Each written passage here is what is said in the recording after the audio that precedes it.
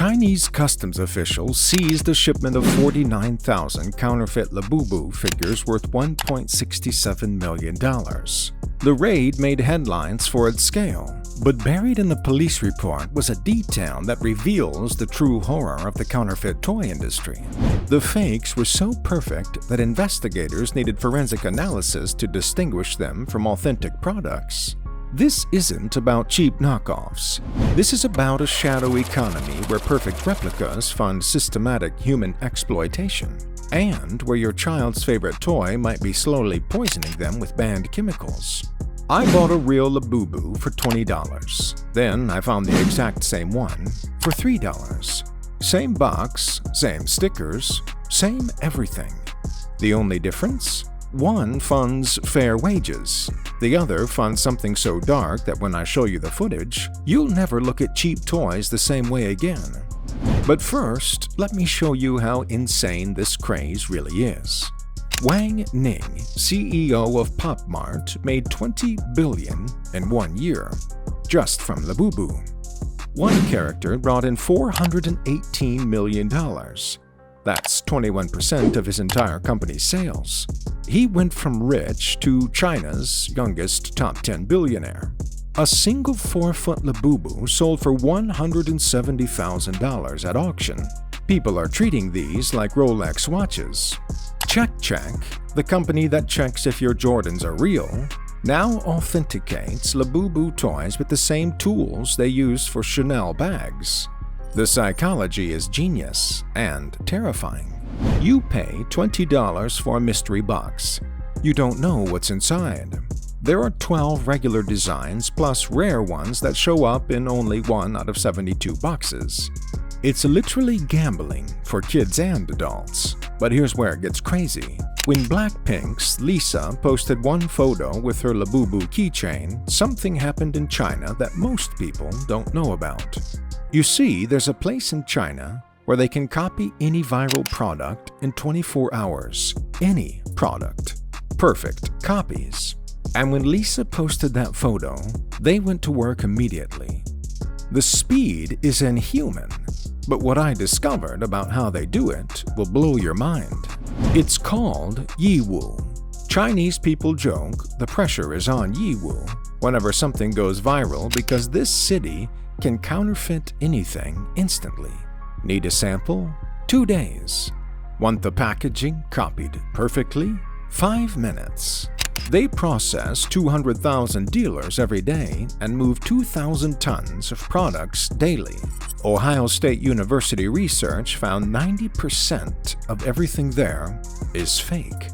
But the Labubu fakes aren't just cheap copies. They're identical. Counterfeiters buy real Pop Mart boxes, carefully open them, swap the toy inside with a perfect fake, and seal it back up with industrial precision. The holographic stickers, the QR codes, even the tiny stamps on the feet. They copy everything. And the authentication arms race is getting insane. Pop Mart keeps adding security features. Counterfeiters copy them within weeks. It's like watching the world's most expensive game of cat and mouse.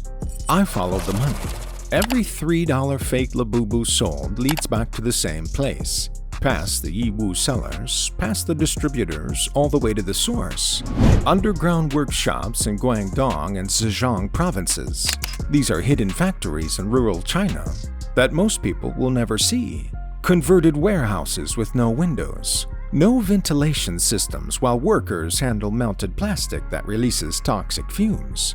People doing 12 to 14-hour shifts for $80 a week while breathing chemicals that make them dizzy and nauseous. These aren't employees. They're rural migrants who traveled hundreds of miles looking for work. No contracts, no insurance, no legal protections.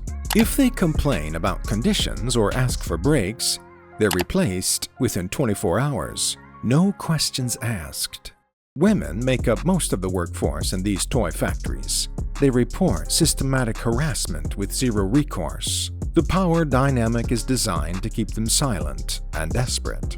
The International Labor Organization says 50 million people worldwide are trapped in modern slavery. 82% of them work in private supply chains making products we buy every day.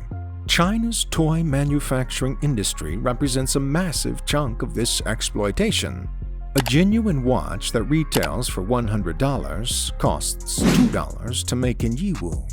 That's 5,000% profit margins. Even when Chinese police seized 49,000 fake Labubus and arrested 8 people with $1.67 million in fake inventory, new workshops opened the next week. If you make 50 times your investment, you can afford to lose inventory to raids and still be profitable. Criminal penalties become just another business expense. Meanwhile, Pop Mart spends $10 million on sustainable production technology. Their factories follow International Council of Toy Industry standards. Workers get employment contracts, safety training, protective equipment, clean air systems, regular breaks, and fair wages. The price difference between a $20 authentic Labubu and a $3 fake? Well, that's literally the cost of treating humans like humans instead of disposable machines. But the exploitation isn't the only problem. The fake toys aren't just funding slavery. They might be poisoning your kids. And the scale of this problem is way bigger than anyone realizes. Consumer testing agencies found that 80% of toys bought from online marketplaces fail basic safety standards. Fake Labubus contain excessive levels of lead paint, phthalates, and other banned chemicals that can cause developmental problems in children. These are the same toxic substances that legitimate manufacturers like Pop Mart spend millions of dollars testing for and eliminating from their products. The safety regulations exist for a reason. Children put toys in their mouths, hug them while sleeping, and carry them everywhere. Your bargain toy could literally poison your child while they sleep. But here's the most disturbing part. Most people buying fakes don't know they're buying fakes. Research shows 71.6% of consumers accidentally purchase counterfeit goods while actively seeking authentic products. 51.2% of Americans believe counterfeits are more accessible than ever before. Most parents assume that major platforms like Amazon and eBay maintain strict quality controls, but they don't. The counterfeiters have gotten so sophisticated that they're gaming the platform algorithms. They use the same keywords, similar product photos, and fake customer reviews to appear legitimate. Some even hijack listings from real sellers.